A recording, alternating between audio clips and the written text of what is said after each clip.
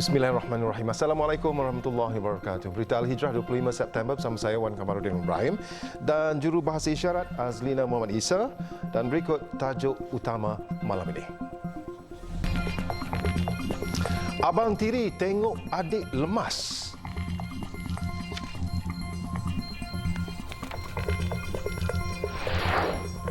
Juga kilang plastik sumbat pekerja asing dalam bilik kecil.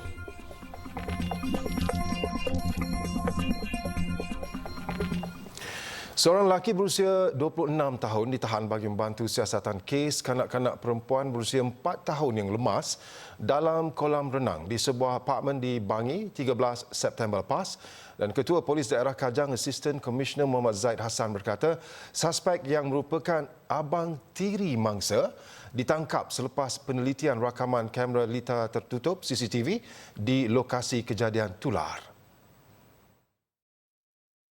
Berdasarkan rakaman CCTV berkenaan, suspek yang berada di tepi kolam itu dilihat sedang leka melakukan sesuatu sambil melihat mangsa yang sedang lemas tanpa melakukan sesuatu untuk menyelamatkan mangsa. Tambahnya lagi, pihaknya telah menerima laporan berkaitan kejadian daripada pegawai perubatan Hospital Serdang yang menerima mangsa dalam keadaan tidak sedarkan diri pada 13 September.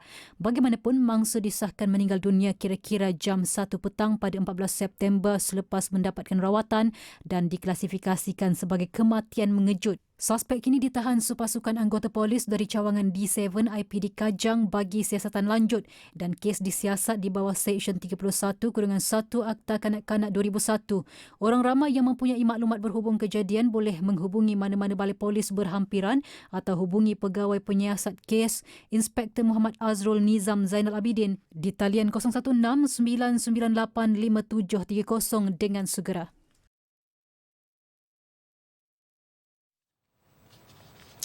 Dan ini pula gara-gara hanya cempedak goreng. Seorang buruh binaan dihadapkan ke Mahkamah Magistrate Taiping hari ini atas pertuduhan membunuh peniaga terbabit. Insiden berlaku di sebuah gerai di Asam Kumbang 2 minggu lalu. Tertuduh S. John Peter, 49 tahun, mengangguk tanda faham selepas pertuduhan dibacakan dalam bahasa Tamil di hadapan Magistrate R. Prabhakaran. Namun tiada pengakuan direkodkan daripada tertuduh.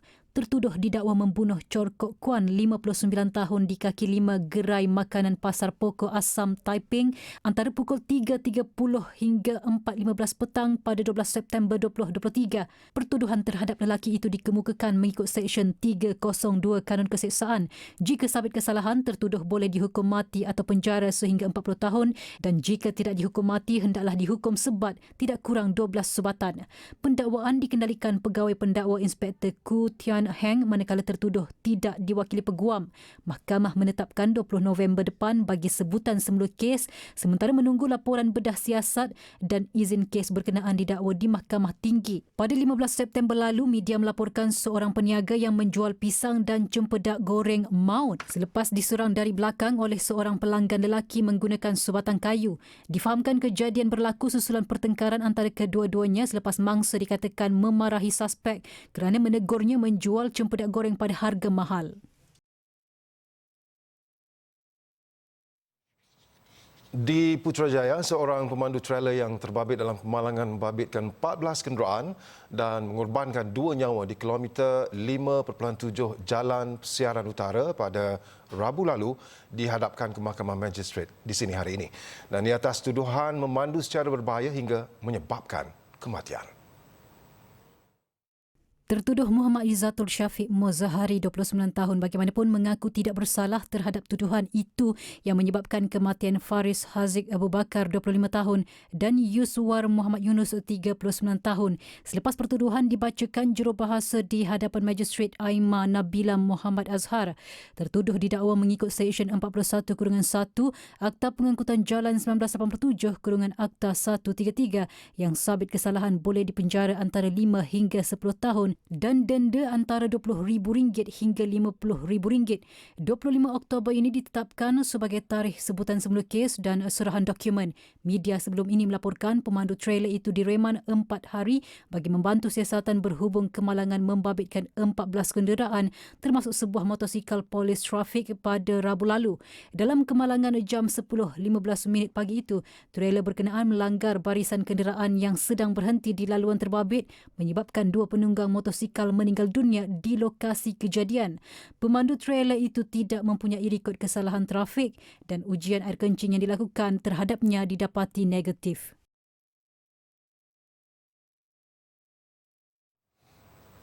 Di Kelantan, seorang lelaki dipercayai terbabit dalam kejadian mencuri lembu maut ditembak polis di Jalan Tok Bok, Machang awal pagi tadi.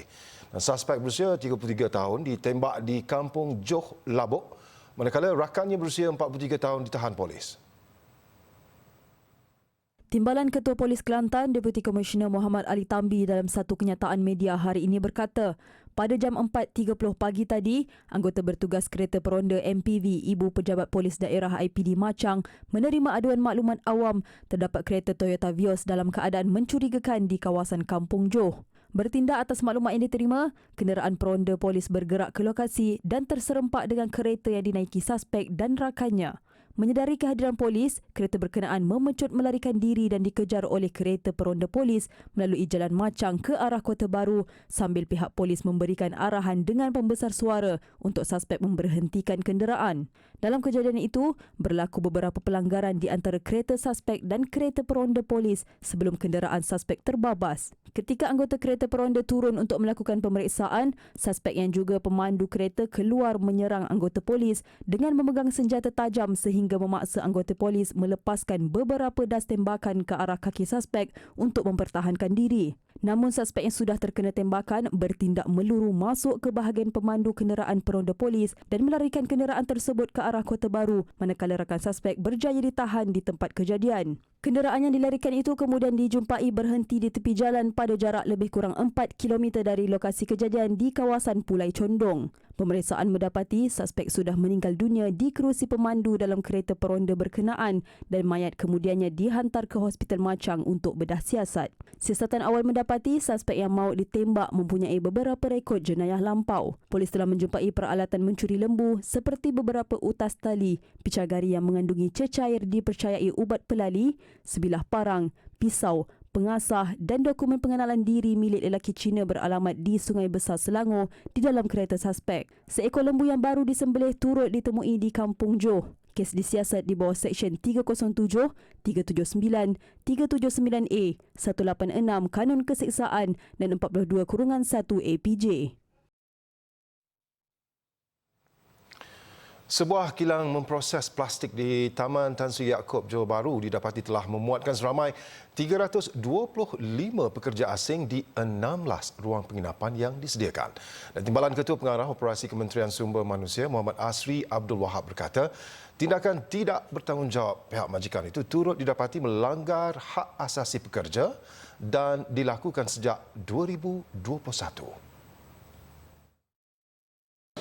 Dia sama ada risikan pegawai-pegawai kami, sebab kami bila kami dapat aduan, kami akan merisik dahulu buat risikan. Macam kes ini kami telah pun buat risikan dan kami dapati tempat dia agak berselerak dan agak tersembunyi. Kadang-kadang juga kami juga dapat aduan peringkat atasan daripada NGO dan daripada kedutaan. Sebab apa? Kedutaan, contoh sebagai kedutaan negara sumber macam Bangladesh, Nepal, mereka tahu di mana rakyat mereka bekerja. So dekat situ kadang-kadang rakyat mereka akan mengadu pada kedutaan. So yang itu pun kita akan tindakan.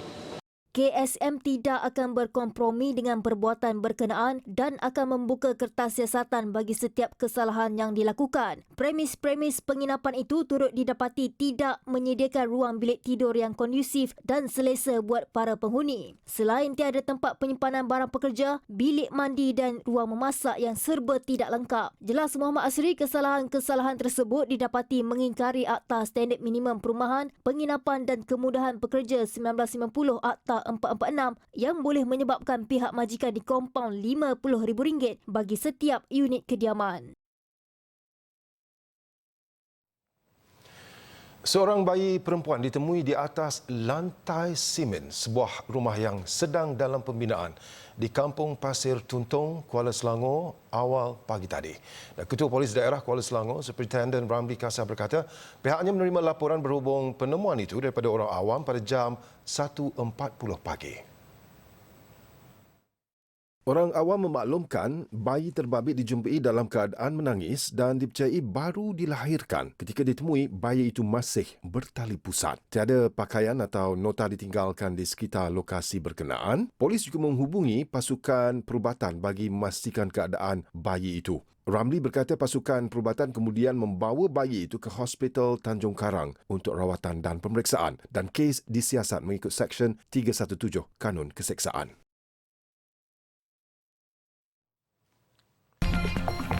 Tiada keperluan gubal Akta Halal baharu.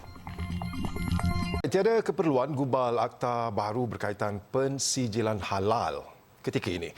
Itu jelas Menteri di Jabatan Perdana Menteri Hal Ehwal Agama, Dato' Naim Mohamed Mukhtar. Susulan akta serta enactment di negeri sedia ada sekarang ini masih relevan.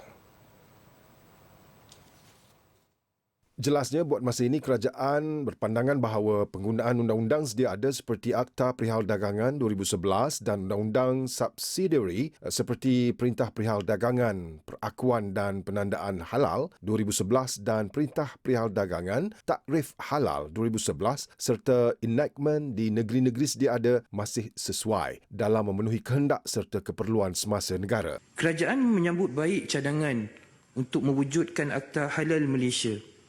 Namun berhubung dengan penggubalan suatu akta khusus berkaitan halal, perkara ini memerlukan kepada penelitian terhadap pelbagai undang-undang yang sedang berkuat kuasa, sama ada undang-undang persekutuan atau negeri, bagi memastikan pelaksanaannya adalah selaras dengan peruntukan perlembagaan dan undang-undang sedia ada. Dalam pada itu, beliau memaklumkan bahawa sebanyak 8,272 syarikat kategori industri telah memiliki sijil pengesahan halal Malaysia, SPHM ketika ini, manakala jumlah syarikat perusahaan kecil dan sederhana, PKS, yang memegang SPHM pula ialah sebanyak 7,306 syarikat. Daripada jumlah tersebut, sebanyak 3,270 syarikat iaitu 39.53% merupakan pemegang SPHM kategori syarikat Bumi Putra.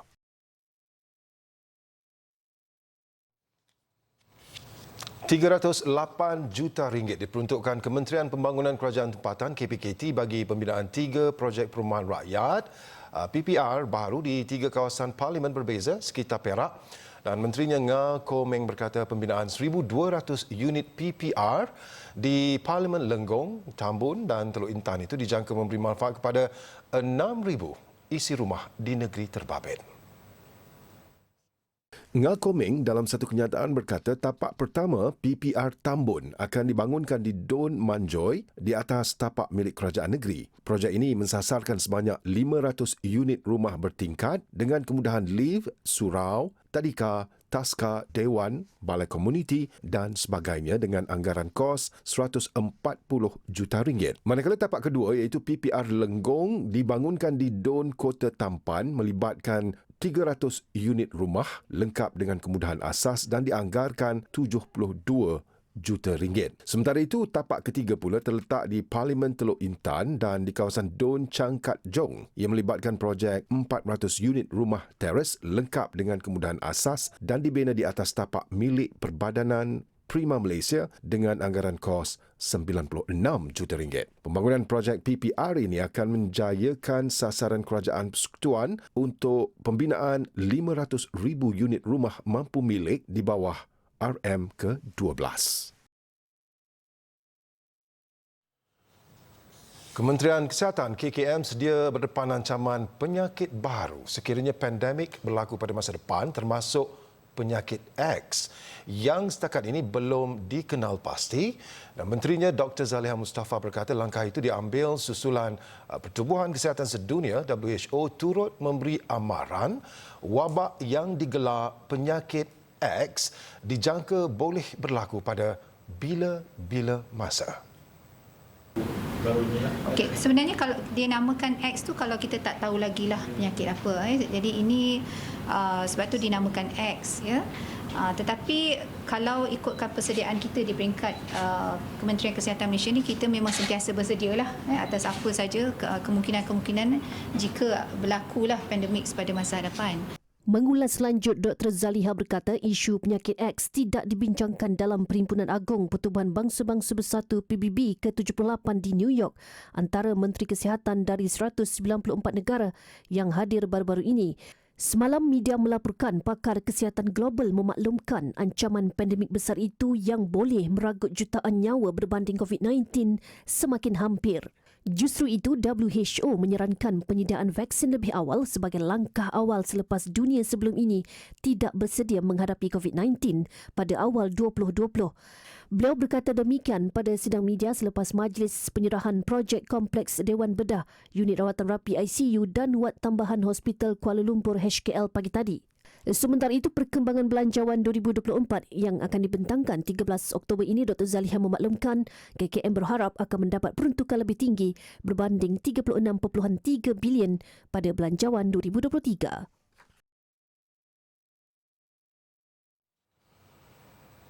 Sistem pertahanan cyber negara berada pada tahap tertinggi dan terkawal daripada serangan cyber. Dan Timbalan Menteri Pertahanan Adli Zahari berkata kerajaan meletakkan keseluruhan sistem komunikasi strategik ATM dalam satu rangkaian terselamat dan tidak mempunyai sambungan dengan rantaian internet luar. Serangan cyber ke atas sistem pertahanan negara pada masa ini adalah dalam keadaan yang terkawal. Kementerian Pertahanan khususnya Angkatan Tentera Malaysia meletakkan keseluruhan sistem komunikasi strategik ATM dalam satu rangkaian terselamat dan kekal tidak mempunyai sambungan ke atas rantaian internet luar. Justru itu, sistem pertahanan negara sentiasa berada pada tahap keselamatan tertinggi dan dikawal selia oleh Pusat Pemantauan Pertahanan Cyber, Bahagian Cyber dan Elektromagnetik Pertahanan Angkatan Tentera Malaysia atau BSEP ATM. Beliau berkata demikian ketika menggulung perbahasan kajian separuh penggal rancangan Malaysia ke-12 di Dewan Negara hari ini. Mengulas lanjut, Adli berkata ATM menubuhkan unit khas pertahanan cyber di bawah bahagian staf Perisikan Pertahanan ATM pada 2015 sebagai antara unit yang bertanggungjawab memantau dan menghalang sebarang bentuk pencerobohan terhadap sistem pertahanan negara. Adli berkata bagi sistem yang memerlukan sambungan internet pula, BSEP ATM memantau rapat sebarang aktiviti mencurigakan sekaligus sentiasa bersiap siaga menghadapi sebarang bentuk kemungkinan serangan cyber terkini. Pada kebiasaannya, beliau berkata sistem yang memerlukan sambungan internet luar adalah lebih kepada hal-hal pentadbiran. Usaha Amerika Syarikat untuk menormalisasikan hubungan Israel dengan negara Teluk Arab tidak akan berhasil. Dan demikian tegas Presiden Iran Ebrahim Raisi ketika ditemu bual dalam wawancara di sebuah televisyen di Amerika Syarikat. Jalinan hubungan dengan Arab Saudi jelasnya akan memberi kemenangan besar kepada Israel memandangkan Arab Saudi adalah tuan rumah kepada tapak paling suci umat Islam. Ia juga akan mengubah geopolitik Timur Tengah. Israel sebelum ini telah mengatur langkah lebih dekat dengan menormalkan hubungan dengan Emirat Arab Bersatu, Bahrain, Sudan dan Maghribi hasil inisiatif diplomatik yang didorong oleh AS pada 2020. Sebelum ini, Putera Arab Saudi Putera Muhammad bin Salman dalam temu bualnya bersama Fox News berkata potensi menjalin hubungan bersejarah dengan Israel saban hari semakin lebih hampir. Namun, beliau mahu isu Palestin diselesaikan terlebih dahulu. Tegasnya, kerajaan Arab Saudi mahu melihat kemajuan dalam rundingan damai Palestin. Namun, kerajaan haluan kanan pimpinan Perdana Menteri Benjamin Netanyahu masih melaksanakan dasar penuh kontroversi di tebing barat yang diduduki.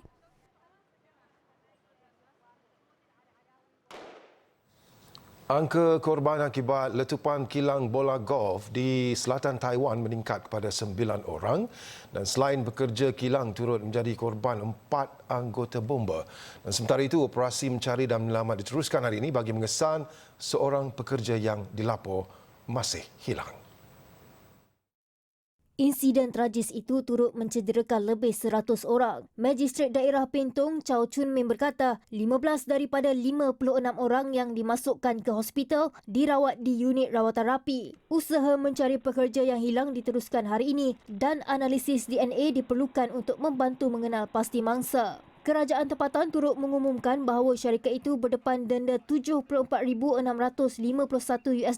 kerana kegagalannya menguruskan bahan kimia berbahaya. Tragedi menimpa kilang milik Launch Technologies Co. di Peng Tong County itu berlaku pada Jumaat dan api dilapor marak selama 28 jam sebelum berjaya dipadamkan. Punca kebakaran masih dalam siasatan.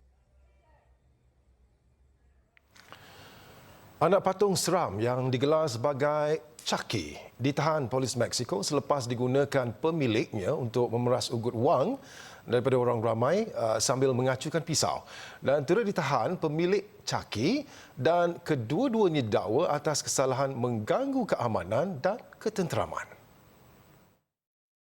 Ketika Chucky ditahan, kedua-dua tangannya digaris sebelum dibawa ke lokap dan menjalani prosedur sama seperti suspek lain. Ia adalah kejadian luar biasa memandangkan jenayah itu dilakukan oleh benda tidak bernyawa. Sebelum ini, pemilik patung terbabit yang dikenali sebagai Carlos pernah ditangkap bersama pasangannya kerana menimbulkan ancaman kepada orang ramai. Chucky, anak patung yang dirasuk menjadi terkenal selepas tayangan filem seram Child's Play pada tahun 1988 dan ia dipersembahkan sebagai anak patung good guy di mana jiwa pembunuh dipindahkan ke dalam anak patung terbabit. Selepas melengkapkan misi selama 7 tahun, kapsul kapal angkasa yang membawa sampel asteroid pertama mendarat di kawasan padang pasir di Utah dan sampel itu amat dinantikan saintis bagi memberikan pemahaman lebih jelas berhubung pembentukan sistem suria serta selain memahami bagaimana bumi menjadi planet yang boleh didiami. Kapsul kapal angkasa milik Agensi Aeronautik dan Angkasa Lepas NASA itu sebelum ini mengharungi perjalanan sejauh 3.86 bilion batu.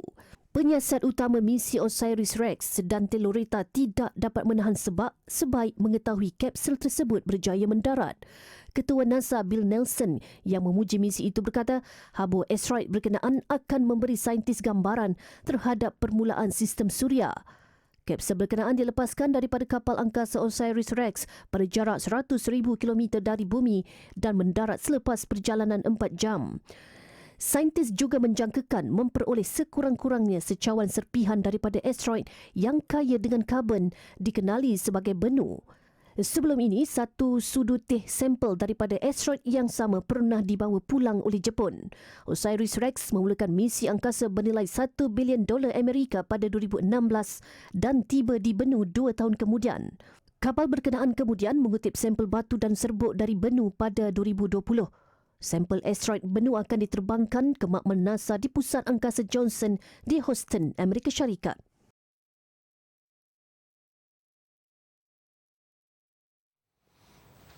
Sekian untuk malam ini, saya Wan Kamarudin Ibrahim dan jurubahasa isyarat Azlina Muhammad Isa.